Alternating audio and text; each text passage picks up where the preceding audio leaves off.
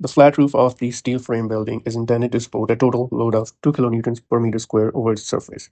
Determine the roof load within the region ABCD that is transmitted to beams BC and DC. So I've already got an idealized diagram for this problem. First of all, I would like to find out if it is a one-way or two-way system, and the best way and fastest way I've found is just to see if the span ratio is within 1 and 2. If it is 1 and 2, between 1 and 2, then it's simply a two-way system. All right, so for our problem, so our length of the span is 7, and our span is 4. It comes up to 1.75, I believe. 7 divided by 4, yes, 1.75. Therefore, it is a two-way slab system.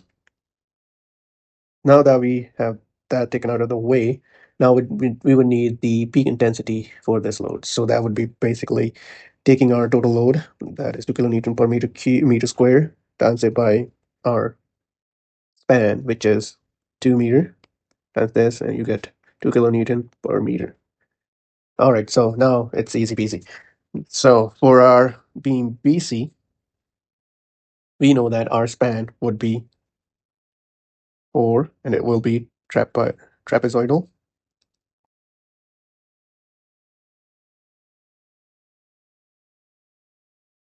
And it'll be 4 kilonewton per meter.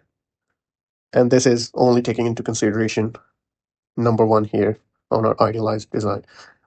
You would need to calculate for 2 as well in order to get the right amount of loading on the beam BC, and you can check out the problem 2.1.3 for that. But for this problem, we already got our roof load for, oh, well, sorry, the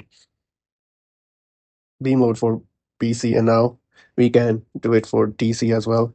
And it will be a peak load, not a trapezoidal, and that would be simply 4 kilonewtons as well.